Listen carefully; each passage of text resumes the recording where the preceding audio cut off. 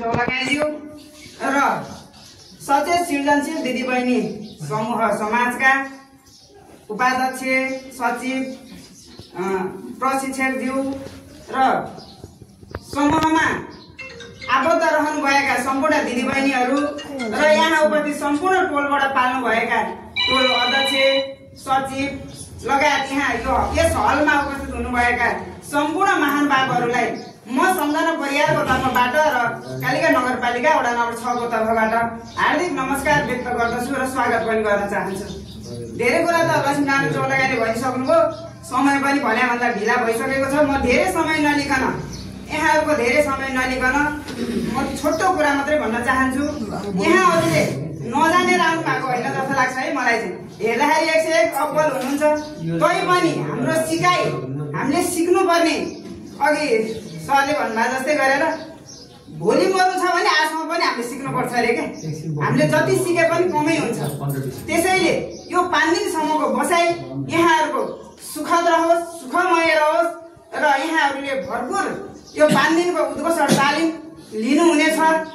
तपाईको हामी अब स्कुल पढ्दाखेरि थ्योरिकल र प्र्याक्टिकल भनेर पढ्थ्यौँ नि, यो थ्योरिकलमा भन्दा पनि प्र्याक्टिकलमा चाहिँ बढी ध्यान दिनु होला। यता चाहिँ प्रशिक्षकले भने पनि आफू उताबाट सुने गर्न भन्दा पनि आफूले नबुझेको कुराहरूलाई चाहिँ सोधिहाल्ने बानी चाहिँ बसाल्नु होला पनि भन्न चाहन्छु। भन्दै यो 5 दिने तालिम सुखद र सभ्यका साथ सुसम्पन्न होस् भन्दै आयोजक कमिटीलाई हामीलाई बोलाएर 2 शब्द राख्ने जुन अवसर दिनुभयो, हृदयदेखि धन्यवाद दिँदै मेरो छोटो शुभकामना यही अन्त्य गर्दछु। हस्, धन्यवाद। त्यसै गरी कालिका नगरपालिका प्रमुखज्यू, यसै गरी उपप्रमुखज्यू, कार्यपालिका सदस्य, वडा सदस्यज्यू, यस 5 दिने कार्यक्रमलाई सफल बनाउन प्रशिक्षकको रूपमा आउनुभएका प्रशिक्षकज्यू, एक सृजनशील दिदीबहिनी समूहका सम्पूर्ण सदस्यज्यूहरू, टोल विकास समितिबाट अध्यक्ष, सचिव, उपाध्यक्ष र अन्य सदस्यज्यूहरू भन्दा चाहिँ धेरै कुराहरू आइसकेको छ, भनिसक्नु भएको छ।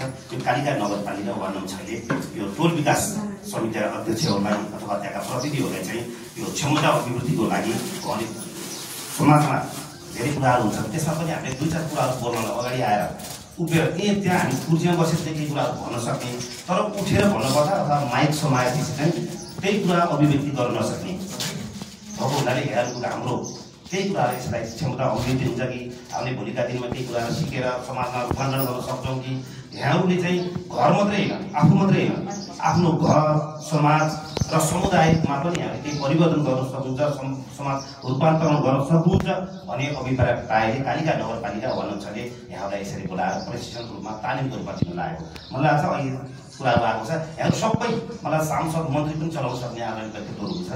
मैले पनि केही कुराहरू सिक्ने क्रममा छु, सिकेर कहिले पनि नसकेको कुराहरू भएको हुँदा धेरै कुराहरू सिक्नुपर्ने छ, हामीले बुझ्नुपर्ने छ। त्यसको लागि के चाहिन्छ त भन्दा हाम्रा अनुशासन चाहिन्छ। सबभन्दा ठुलो महत्त्वपूर्ण भनेको अनुशासित र अनुशासन हुने हो। यहाँहरू समाजमा रूपान्तरण गर्नको लागि, समाज परिवर्तन गर्नलाई चाहिँ सबभन्दा पहिला आफै बदलिनुपर्छ।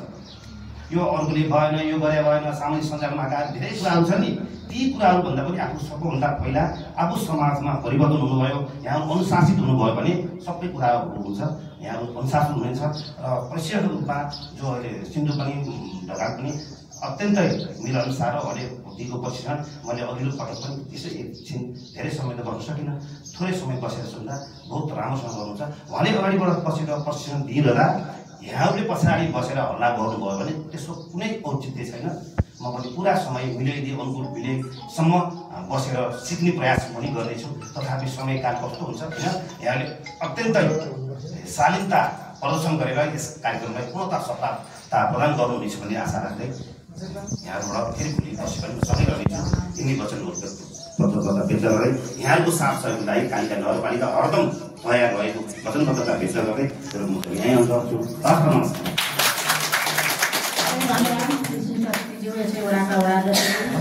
शुभकामना राख्ने क्रममा नगर उपप्रमुखज्यूलाई शुभकामना राख्ने सृजनशील दिदीबहिनी समूहका अध्यक्षता गर्नुभएका उपाध्यक्षज्यू, प्रमुख अतिथि कालिका नगरपालिका प्रमुखज्यू, 6 नम्बर वडाका वडाध्यक्षज्यू, कार्यपालिकाका सदस्यज्यू, यस्तै 6 नम्बर वडाका सदस्यज्यू, यस समूहका सम्पूर्ण पदाधिकारी जुन 5 दिनको यो उद्घोषक तालिमका केन्द्रबिन्दु प्रशिक्षकज्यू र यो टोल विकास संस्थाबाट पाल्नुभएका टोल अध्यक्ष सचिव लगायत सम्पूर्ण 5 दिनसम्म यहाँ सहभागी भएर प्रशिक्षण पालिनुभएका सम्पूर्णमा म कालिका नगरपालिका उपप्रमुखको तर्फबाट हार्दिक नमस्कार अभिवादन गर्न चाहन्छु। वास्तवमा हामी सिकेर कहिले पनि पूर्णता हुँदैनौँ। यहाँ जुन अनुहार देखिरहेको छु मैले सबै नेतृत्व व्यक्तित्व हुनुहुन्छ। नजानेर भन्दा नि हामी सिकेर पूर्णता कहिले पनि हुँदैन र हामी सिक्न पर्छ, सिक्दै अगाडि बढ्नुपर्छ र समाजलाई परिवर्तन गर्नुपर्छ भनेर हामी जुन अगाडि बढिरहेका अग्र दिदीबहिनीहरू हुनुहुन्छ। हामी मबाट सुरु गऱ्यौँ भने मैले सुरु गरेँ भने सम्पूर्ण टोललाई अगाडि बढाउन सकिन्छ भनेर आज जुन तालिम लिनलाई उद्घोषण तालिम लिन सहभागी हुनु भइरहेको छ। महिला दिदीबहिनी मात्रै नभइकन हाम्रा अग्रज दाजुहरू पनि हुनुहुन्छ। उहाँले पनि नजानेर होइन, उहाँले पनि टोल विकासमा रहेर त्यो टोललाई चाहिँ परिवर्तन गर्नको लागि यहाँ जुन सहभागी भएर 5 दिनसम्म बसेर उहाँले लिनुभएका प्रशिक्षक यो उद्घोषक तालिम टोलका सम्पूर्ण टोल विकास संस्थालाई नै अगाडि बढाउनलाई नेतृत्व दिनलाई जुन हजुरहरू सहभागी भइरहनु भएको छ। हामी भन्छौँ कालिका नगरपालिकाले विभिन्न कार्यक्रमहरू लिएर उद्योगशीलादेखि लिएर गएर आज जुन उद्घोषक तालिम लिएर हामीले अब आउने वर्षमा चाहिँ अघि सिन्धु म्याडमले कुरा गर्नु भइसकेको छ। हामी यहीँका उद्घोषक प्रशिक्षकलाई नै उत्पादन गर्नको लागि केही बजेट छुट्याएर जानेछौँ।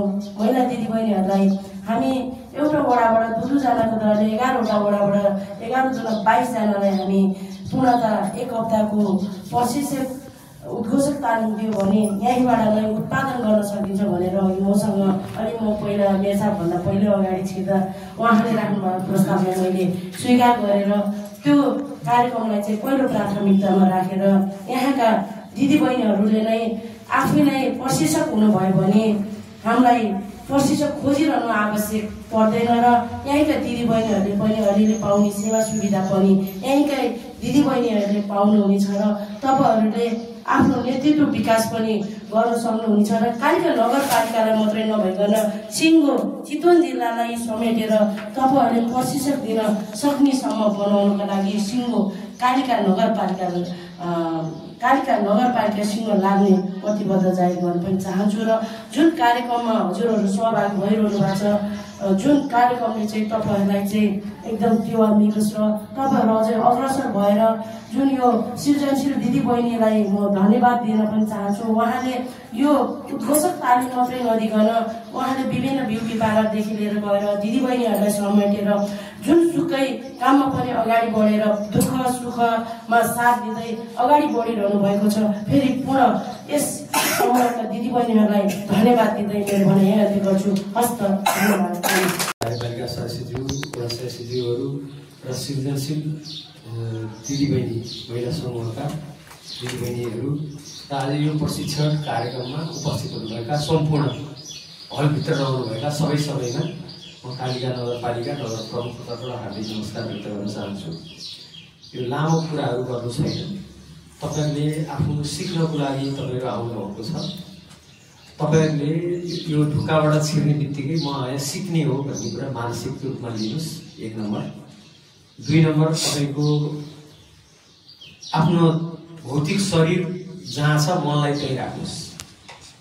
तपाईँ यहाँ हुनुहुन्छ, भौतिक शरीर यहाँ छ, मनलाई घरमा नलैजानुहोस्, मनलाई अरू काममा नलैजानुहोस्। तपाईँले सिक्नुहुन्न।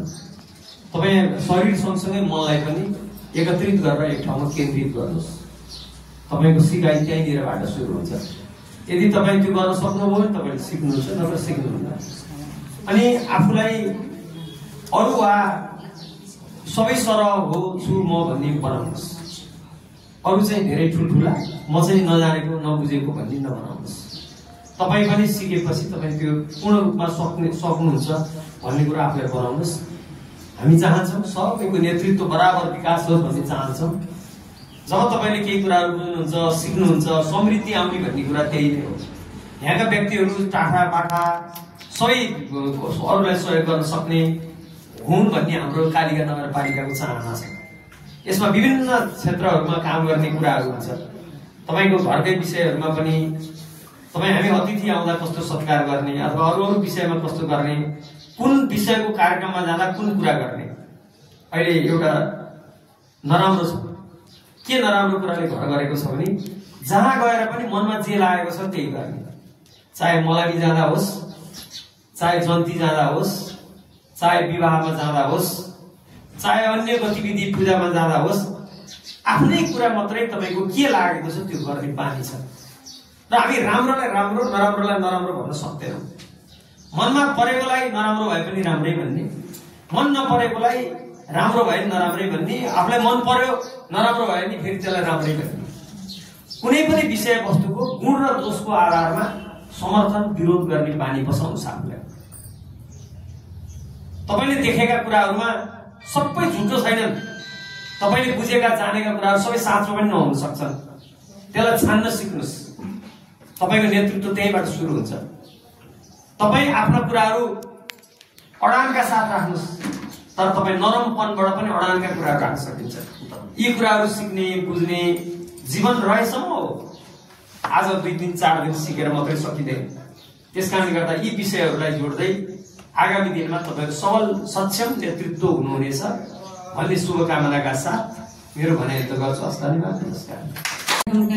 प्रमुख अतिथि कालिका नगरपालिकाका प्रमुख आदरणीय व्यक्तित्व विनोद रेग्मीज्यू, त्यसै गरी विशिष्ट अतिथि कालिका नगरपालिका उपप्रमुख विमला तामाङज्यू, त्यसै गरी अतिथिमा कालिका नगरपालिका वार्ड नम्बर 6 का आदरणीय वडा अध्यक्ष टीकाराम रेग्मीज्यू, कार्यपालिका सदस्य सम्झना परियारज्यू, यसै वार्डका वडा सदस्य लक्ष्मीनारायण चौलगाईज्यू, हाम्रो यस 5 दिने कार्यक्रममा आउनुहुने प्रशिक्षक सिन्धु ढकालज्यू, हाम्रो यस सचेत सृजनशील दिदीबहिनी समूहका महान अर्थ सदस्यज्यू, कार्य समितिका साथीहरू, विभिन्न टोलबाट पाल्नुहुने टोलका अध्यक्ष सचिव तथा पदाधिकारी तपाईँ सम्पूर्णमा मेरो यो सचेत सृजनशील दिदीबहिनी समूहको तर्फबाट र मेरो व्यक्तिगत तर्फबाट हार्दिक नमन टक्राउन चाहन्छु। उद्घोषण तालिम टोलका अध्यक्ष सचिवलाई किन दिन लागेको त हाम्रो यो 6 नम्बर वार्डले भन्दा 6 नम्बर वार्ड यसै त पहिलेदेखि नेतृत्व गर्न सक्ने, अगाडि बढ्न सक्ने व्यक्तित्व नै हुनुहुन्छ। अझ यहाँबाट नेता उत्पादन गर्नको निम्ति हाम्रो 6 नम्बर वार्ड कार्यालयले जुन लगानी गरेको छ, हाम्रा दिदीबहिनी समूहले दुःख गरेर यो कार्यक्रमहरूलाई पास गरेर यहाँसम्म सञ्चालन गर्न गइरहेका छौँ। यसको सम्पूर्ण तपाईँहरूले लेखाजोखा गरेर आफ्नो व्यक्तित्व विकासमा अगाडि बढिकन आफ्नो यो क्षेत्रबाट म पनि गर्न सक्छु, कार्यक्रम सञ्चालन गर्ने बेला म पछाडि हट्ने छैन है भन्ने किसिमले हजुरहरू अगाडि बढ्नुहुनेछ भन्ने आशा व्यक्त गर्दछु। यसै गरी यो भनेको बोल्ने कलाको विकास हो। बोल्नेको पिठो बिक्छ, नबोल्नेको चामल पनि बिक्दैन भन्ने उखान छ। तपाईँहरू पिठो बिकाउन सक्ने हुनुहोस् भन्ने हाम्रो कामना छ। त्यसै गरेर बोल्न त बोल्ने, प्रसङ्गवश कुन अवस्थामा कसरी शैली मिलाएर बोल्ने होइन। मलामी जाँदा अघि नै हाम्रो प्रमुख अतिथिले भन्नुभयो, मलामी जाँदा दुःख व्यक्त गर्ने ठाउँमा पनि हामी टिकटक बनाएर बसिरहेका हुन्छौँ, गीत बजाइरहेका हुन्छौँ। त्यसो नगरौँ। जुन समयमा चाहिँ हामीले अब शोक प्रकट गर्न पर्ने हो त्यो समयमा शोक नै प्रकट गरौँ, रमाइलो ठाउँमा रमाइलो तरिकाले नै प्रस्तुत हौँ भन्ने हिसाबले हाम्रो चाहिँ अनुभवी प्रशिक्षकज्यूले यहाँलाई तालिम दिनुहुनेछ। यसरी नै यो 5 दिनको बसाइबाट हजुरहरूले आफूलाई प्रगति गरेर आफूमा क्षमता विकास गरेर जानुहुनेछ भन्ने पनि आशा व्यक्त गर्दछु।